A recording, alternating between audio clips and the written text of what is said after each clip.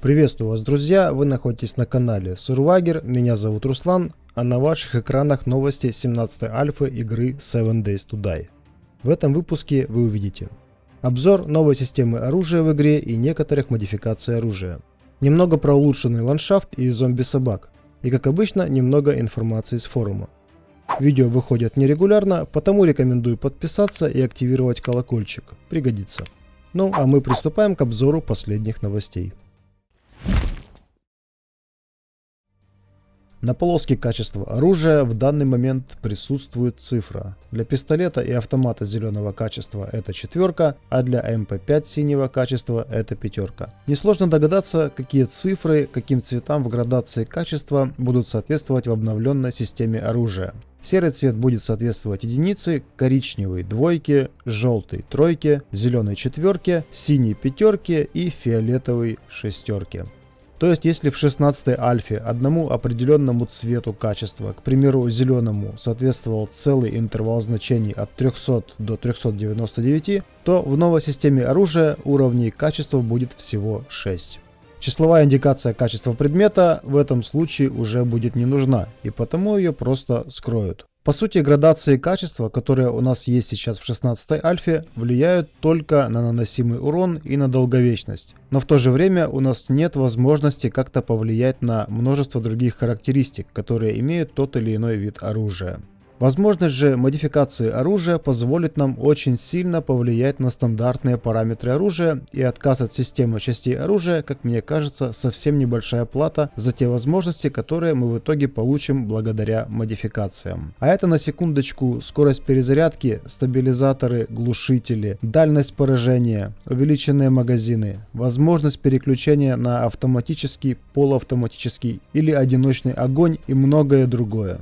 Что же касается изменения величины урона, веса оружия и прочих базовых параметров, на которые в 16-й альфе влияет каждый пунктик качества оружия, для этого уже будут использованы апгрейды, о которых мы говорили в прошлом выпуске. Так что в итоге мы ничего не теряем, кроме системы частей оружия. Конечно, найдутся люди и много людей, которые будут против подобных изменений. Но мне кажется, что долго это не продлится. И получив в свое распоряжение обновленную систему модификаций и апгрейдов, вы забудете как страшный сон те времена, когда вам приходилось тратить длительное время на то, чтобы разобрать 30 пистолетов на части, объединить эти части на верстаке и потом собрать один пистолет лучшего качества. Но вернемся к видео.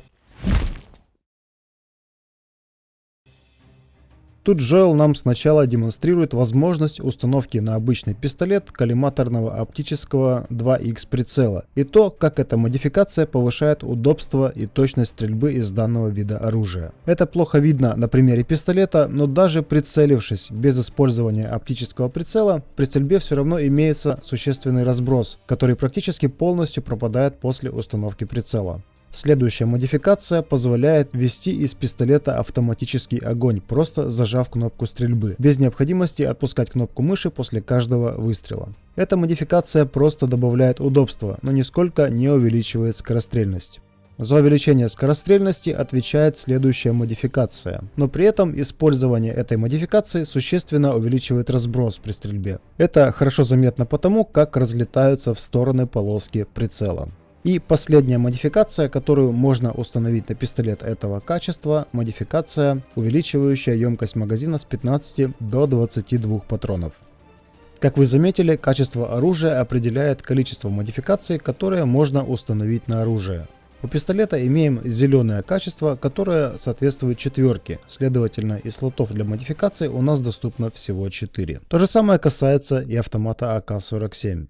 В отличие от пистолета, на примере автомата лучше заметно то, как влияют на разброс при стрельбе такие условия, как положение тела, интенсивность движения и наличие установленных модификаций. Так, даже в обычном состоянии автомат имеет очень большой разброс, который значительно увеличивается, если мы даже просто начинаем идти.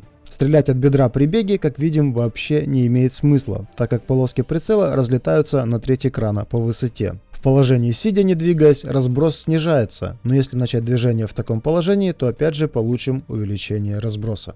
В режиме прицеливания полоски прицела пропадают, но это не значит, что разброса нет и что пули точно полетят туда, куда мы целимся. Вот сейчас Джоэл пытается попасть по оленю, прицелившись в движении, и вроде как олень находится на мушке, но пули все равно летят мимо. Ситуацию кардинально меняет оптический прицел 4X. После его установки в режиме прицеливания разброс снижается настолько, что точность автомата становится близкой к снайперской винтовке. Со слов Джоэла, отдача при стрельбе с прицелом очень сильная, и ее нужно уменьшить. По правде говоря, я заметил только то, что сам автомат визуально дергается очень сильно. А вот чтобы при этом сильно смещался прицел, этого я не заметил. Обратите внимание, как странно теперь прыгают зомби. Мне это напомнило прыжок Тринити из Матрицы в слоумо. Прямо вот та же поза, прям вот один в один. Далее Джоэл рассказывает нам о том, что многие элементы ландшафта были переработаны. Среди них можно отметить некоторые небольшие естественные перепады ландшафта и новые горы. Следующим на очереди будут переработаны внешний вид дорог и их оформление, а также будут перерисованы все деревья. Изменения ландшафта в основном касаются мира Навесген. Многие здания, такие как вот этот особняк, находящиеся высоко в горах, будут иметь естественные подъемы в виде петляющих горных дорог. Если раньше разработчиками просто готовилось ровное плато квадратной формы и на это место просто ставилось здание, а потом напрямую подводилась дорога без учета наклона окружающей местности, то теперь за работу принялись дизайнеры уровней, так что форма и положение дорог теперь будут учитывать рельеф и выглядеть более естественно. Кроме того, в 17-й альфе уже есть более 50 новых зданий с подвалами и челленджами. И это не считая тех зданий, что уже есть в игре в данный момент в 16-й альфе. Старые здания и более масштабные объекты также находятся на переработке. Ими занимаются дизайнеры уровней, а это значит, что после выхода 17-й альфы здания и локации в игре уже не будут такими пустыми, как сейчас.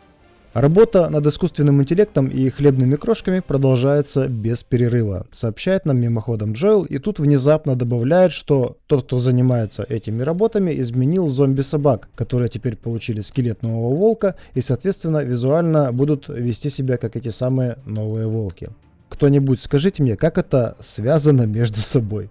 Справедливости ради хочу отметить, что зомби-собаки с анимацией передвижения и атаки волков стали действительно опасны. Если сейчас в 16-й альфе собаки на одну атаку тратят до 3 секунд, то волку этого времени может хватить, чтобы успеть вас атаковать целых 3 раза. А это уже очень опасно. Особенно если собачки будут бегать быстрее персонажа.